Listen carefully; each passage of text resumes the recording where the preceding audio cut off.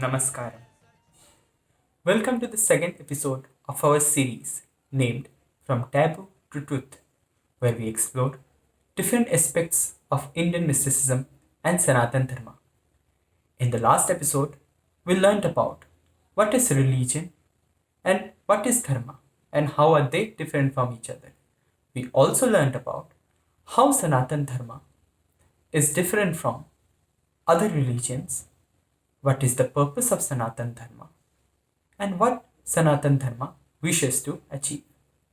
In today's episode, we will learn about who are rishis, who are munis, who are sadhus, and who is a guru, and how are they different from each other.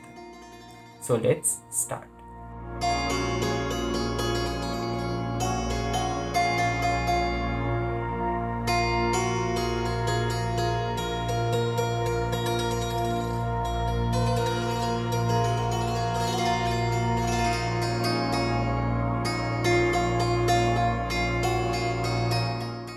Before I talk about those terms in more detail, it is very important to understand that how spiritual sciences are different from physical sciences.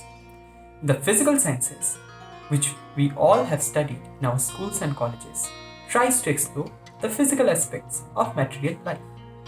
It heavily depends on the use of intellect or buddhi of the human intelligence. Intellect is the most basic level of human intelligence out of 4 levels, which I will talk about in more detail in my next episode. If we talk in layman terms, intellect is nothing but understanding things step by step logically, which you all are doing right now. For physical sciences, you can only explore those aspects of life which are physical in nature and which can be sensed and interpreted by our sense organs. But life is not a shoe that you can put into the logical box of your intellect. Life has various dimensions, more subtler aspects, which can only come into your experience if you can access the other 3 levels of intelligence within you. But to access those, you need tools, technologies, procedures, and guidelines which will make that possibility into a reality. To discover, invent, and research on those tools, technologies, procedures, and guidelines is the quest of spiritual sciences, or what we call in Hindi as the Adhyatmik Vigyan. The term Adhyatmik comes from 2 Sanskrit words, Adhyayan and Atman. Adhyayan means to study, and Atman means who we are.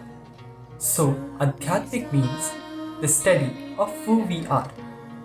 Vigyan means specific knowledge or Vishesh Gyan. So, Adhyatmik Vigyan means the specific knowledge that will help us explore of who we are in its fullest potential.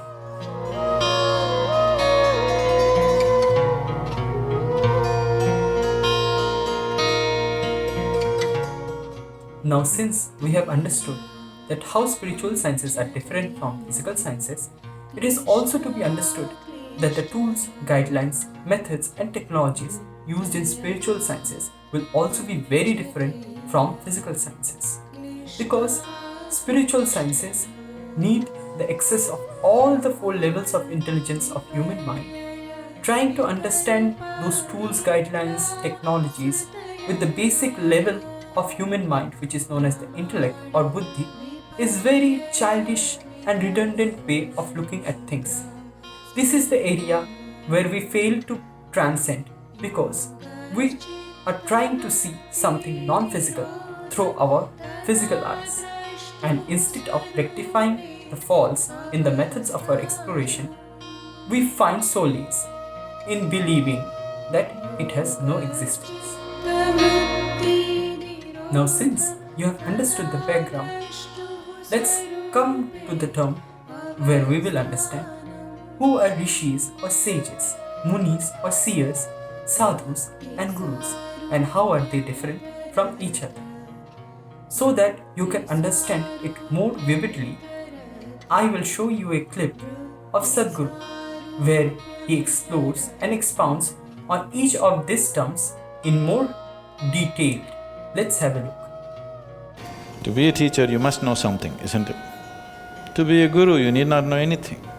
It's just that you don't know anything, but you got eyes to see.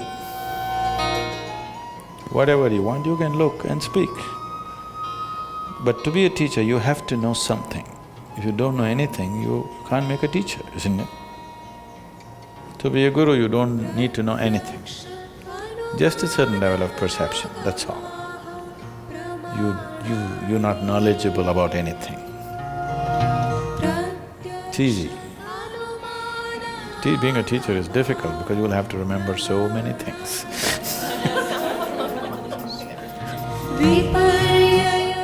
Huh? I'm sorry? Should we become gurus instead of teachers?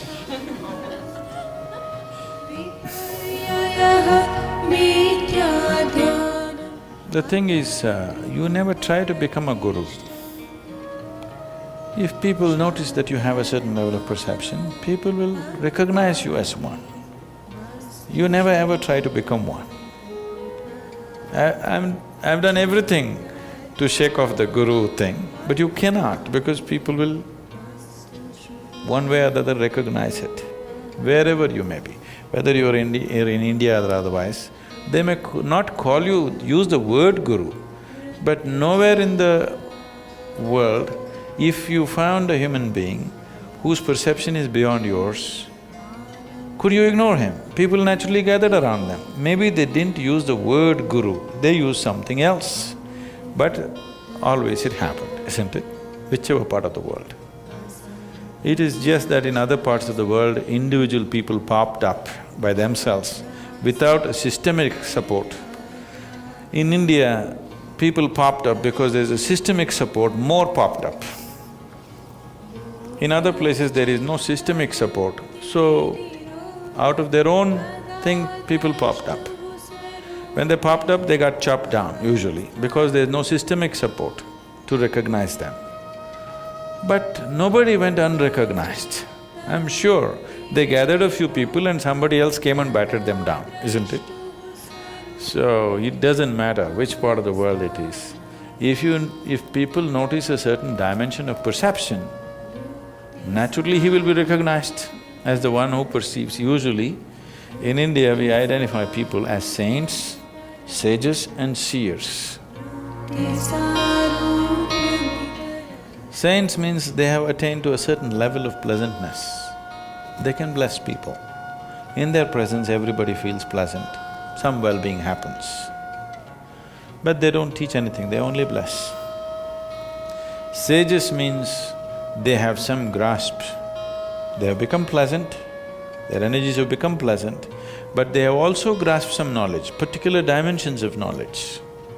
A sage may be good with astronomy or astrology or with some other dimension. All the Indian mathematics has come from sages, not from university academics. It is sages who came up with mathematics and music. You heard of this? Shiva himself is a great mathematician, musician, dancer, all these things because math came naturally when somebody looked deep enough into the existence. The mathematic background of it started finding expression in human intelligence and so they naturally became mathematicians. You must read the story of people like Ramanujam and others there. They are brilliant mathematicians without any academic support because a certain level of observation, which is a sage. A seer means one who sees. See, it's a very appropriate expression, one who sees life just the way it is. Does it mean others don't see? Yes, others don't see. For others, their sense organs are interpreting. See, right now, your sense perception is interpreting this is day, night is going to come after this many hours. You ask the creatures in the forest, their senses are interpreting this is night, day will come after a few hours right now. So, it is an interpretation of the senses that you know, you are not seeing. A seer means he is seeing it, the way it is. So usually or always, a saint will never claim to be a guru. Leave what's happening today in modern society. I'm saying in the tradition, a saint never claimed to be a guru. He was only a saint. He knows that his thing is he's become like a flower. He can bless. His fragrance will impact people. That's all he is. A sage is somebody who's always trying to explore a certain dimension of life. He can teach, he can do things. A seer is somebody who simply sees. He can do whatever, any of these things he can do, or he may choose not to do anything. It's up to him what he chooses to do. He will do what is needed in the society at that time, or if he's not bothered, he will leave it and just sit. But he sees. So a guru must see, otherwise he cannot be a guru. He must be able to see. See does not mean, can you tell me what's my future? Your future is hopeless, if you're asking that question.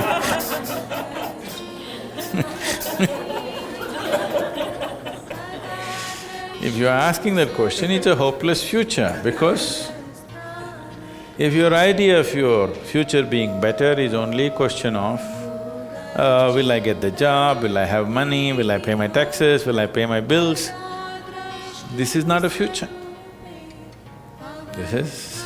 you're just becoming a particle in the existence. You know, you will go round and round in some way. So, future, once you see a certain way that the life is manifesting today, if I say if you do this, this and this, it can manifest in some other way. If I can suggest the right thing to you, that is because you have seen, so that is a seer. If one cannot see, he should not be a guru. Seeing not just the human aspect of it, the existential aspect of it, to be able to see. In the next episode, we will learn about the guna theory. What are the three gunas or qualities of material nature and how have they influenced the spiritual practices or sadhanas? Till then, thank you.